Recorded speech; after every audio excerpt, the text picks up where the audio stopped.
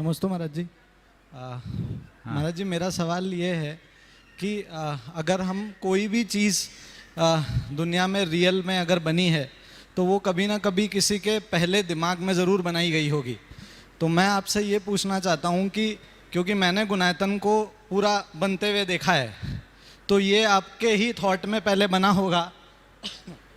तो ये कैसे बना और क्यों बना, और मतलब जो लोग अभी इसके बारे में नहीं जानते हैं कि हम इतना आधुनिक रूप इसको दे रहे हैं, टेक्नोलॉजी, और मतलब ये बेसिक एक मंदिर नहीं है, ये एक अलग चीज़ है जो हम क्रिएट कर रहे हैं। तो ये एक आपने कभी ना कभी ये पहले अपने दिमाग में ज़रूर सोचा होगा, तब ये शायद आज जो भी है वो रेडी है। तो इसके बारे में सबको आप बताएं कि कैसे हुआ ये। देखो, बहुत अच्छा सवाल किया है तुमने। ये बात सही है कि कोई भी काम तभी अभिव्यक्त होता है जब वह व्यक्ति के दिमाग से जुड़ता है। अगर चीज़ें हमारे दिमाग में नहीं हों तो कभी प्रकट नहीं हो। जहाँ तक गुनायतन का सवाल है, ये अनायास नहीं हुआ। अगर सुनाऊंगा तो बहुत लंबी कहानी हो जाएगी, और नहीं सुनाऊंगा तो भी तुम लोग शायद खुश नहीं होगे। सुनाई देता। मेरे मन में समोसरण बहुत वर्षों से घूमता था। 1992 में जब गुरुदेव ने हम लोगों को विदिशा भेजा था, तब यह कहकर भेजा था कि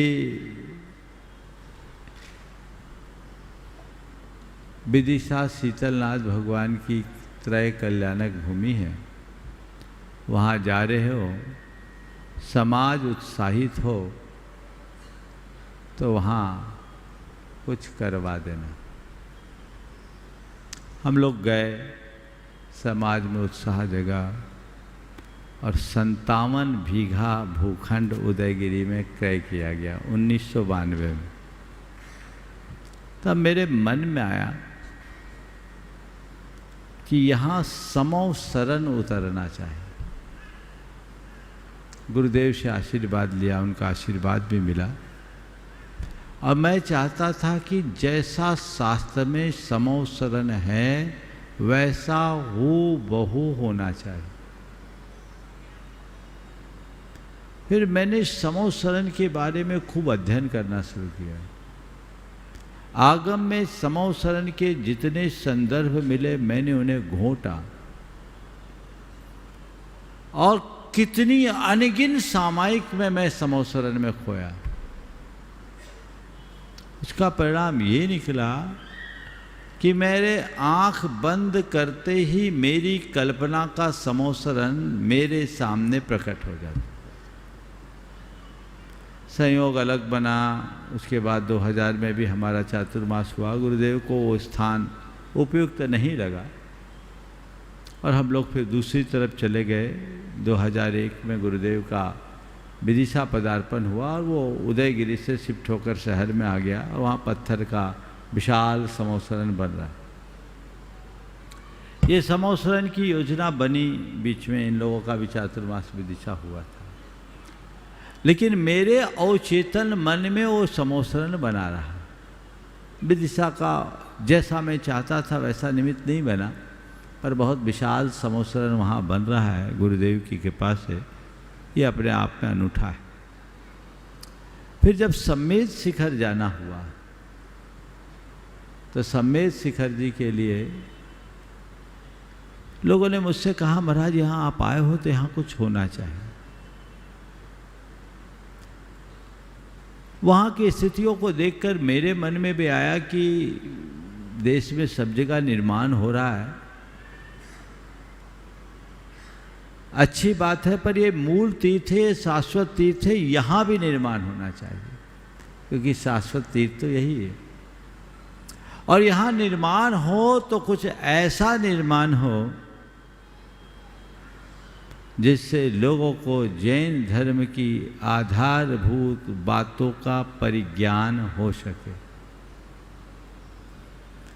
इन्हीं बातों को जब मैं पढ़ाता था ये ब्रह्मचारी थे संधान सागर जी। एक दिन गुणस्थान पढ़ाया, साथ में शांतिलाल जी बाबा जी भी थे।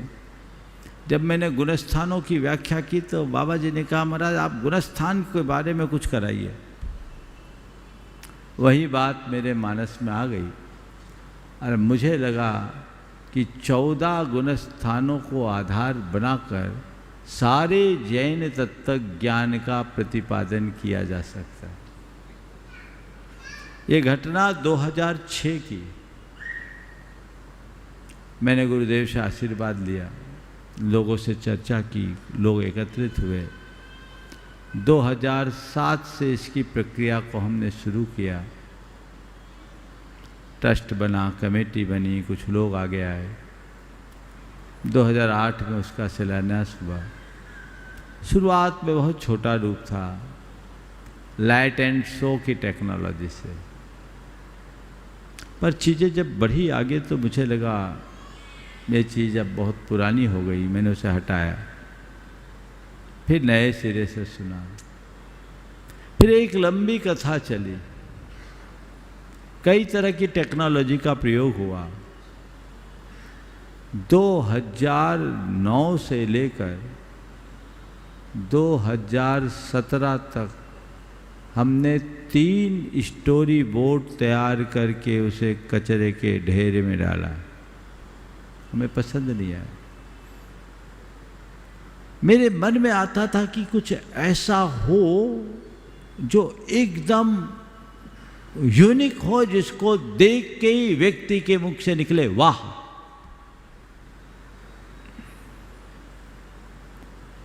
आप सोचो 2007 से 2017 तक के 10 साल के पूरे मेहनत को मैंने डस्टबिन में डाला।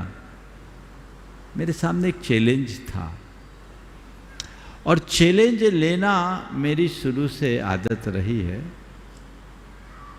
और मैंने हर चैलेंज को स्वीकारा है और उसे अपनी उपलब्धियों में बदला है। और मेरी धारणा है कि चैलेंज को चैलेंज की तरह न देखकर अपॉर्चुनिटी के रूप में देखने वाला व्यक्ति ही उसे अचीवमेंट में कन्वर्ट कर सकता है। हमने उसे नए तरीके से सोचा और मैं समझता हूँ कि किसी कार्य की जब अच्छी भावना से विचार होता है तो जरूर साकार होता है। समोसरण मेरी भावना में था ही। 14 गुणस्थान के क्रम में पहले मेरे मन में था कि 14वें 13वें 14वें गुणस्थान में समोसरण प्रदर्शित होगा। मुझे कोई टेक्नोलॉजी तो मैं पढ़ा नहीं, मैं तो पढ़ा लिखा हूँ ही नहीं, मैं तो मैट्रिक हूँ और साइंस से भी नहीं था। उस जमाने में टेक्नोलॉजी नहीं थी।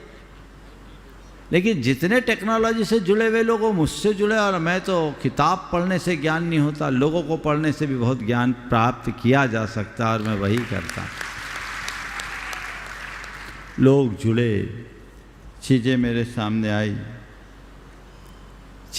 सामने आई और फिर मैंने उसे आगे बढ़ाया तो एक राइट की बात आई। मैंने पूछा राइट क्या होता है? बताया महाराज जी ऐसा ऐसा राइट होता है। तो फिर मैंने अपनी कल्पना को दौड़ाया और हमने कहा हमें लोगों को समोसरण दिखाना नहीं है, लोगों को समोसरण। मैंने पहले एक सवाल किया कि हम समोसरण बना रहे हैं, दिखाएंगे तो क्या मज़ा, कुछ ऐसा उपाय बताओ जिससे लोगों को समोसरण में घुमाया जा सके। तो एक सज्जन जो मुझसे जुड़े हुए थे, दुर्भाग्यवश इस दुनिया में नहीं है, पर टेक्नोलॉजी के किंग थे, उन्होंने कहा महाराज ये टेक्नोलॉजी अगर उपयोग किया जाए, और वर्ल्ड में बहुत रेयर है, अभी इस तरह की सोरिंग राइड वर्ल्ड में 29 है, 30वीं अगर आप चाहें तो गुनायतन में बन सकता है और इससे समोसरण का पूरा बंधन हो सकता है। मैंने कहा डन, किसी से पूछे बिना। महाराज जी कमेटी से पूछना, बोले कमेटी क्या करेगी? कमेटी तो वही करेगी जो मैं चाहूँगा, उनको करना है, बनाना है, समोसरण में घुमाना है तो घुमाना है। और फिर वो कल्पना मेरे अंदर आई और फिर वो समोसरण सजा। आप सबको सुनकर बेहद प्रसन्नता होगी कि समोसरण की वो राइड कंप्लीट हो चुकी है। अगर चाहें तो 8 दिन के नोटिस में उसको शुरू किया जा सकता है। पर अभी मंदिर का काम, सहस्त्रकूट का काम, लैंडस्केपिंग का काम और दूसरे हमारी जो मेन 108 मिनट की उसकी मूवी है यात्रा आत्मा से परमात्मा की, वो सब काम बाकी है। टाइम बचा है लेकिन कमेटी बहुत तत्परता से लगी है, बहुत तेज़ी से होगा। तो आपने जो कहा कि आपके मन में था, मेरे मन में था और 1992 से था। और निमित्त अब आ रहा है, लेकिन मैं अब आप सबसे दावे से कह सकता हूँ कि सोरिंग राइड में बैठकर जब आप समौ शरण की वंदना करोगे तो आपको ऐसा लगेगा जैसे साक्षात समौ शरण में आ गए। आपको ये नहीं लगेगा कि आप कोई शो देख रहे हैं, आपको ऐसा आभास होगा मानो साक्षात भगवान महावीर के समौ शरण में आकर उनके दर्शन कर रहे हैं, उनका वंदन कर रहे हैं, उनकी देशना सुन रहे हैं। ये सौभाग्य चौथे काल का वह परिदृश्य आप 21वीं शताब्दी में अपने आंखों से देखिएगा, जो अद्भुत होगा। और जो वहाँ मूल थीम गुणायतन की बनाई जा रही है, उससे मैं एक वाक्य में कहूँगा कि पोथियों की बातों को आप पलों में जान सकेंगे। तो बहुत अच्छा सवाल किया, ये मेरे मानस में था, चीज़ें मेरे मन में थी। और ऐसे लोग जिनने जैन धर्म की ABC नहीं जानी, 7 समुंदर पार बैठे हुए लोग, और जो मैंने चाहा ऐसी वेवलेंथ मिली कि मेरे विचारों को उनने पूरी तरह रंग भर दिया। ये अपने आप में अद्भुत था। और अब एक नहीं, ट्रिपल राइड है वहाँ, जिसकी चर्चा अभी नहीं करूँगा। अब वहाँ अभी बताना थोड़ा ठीक नहीं समझता, सही समय पर बताऊँगा, लेकिन आपको आनंद आएगा। और भारत का वो पहला अभिनव अनुभव केंद्र है जो अंतर्राष्ट्रीय मानकों के अनुसार थीम पार्क का लाइसेंस प्राप्त करने वाला होगा। इसका गौरव आप सबको होगा।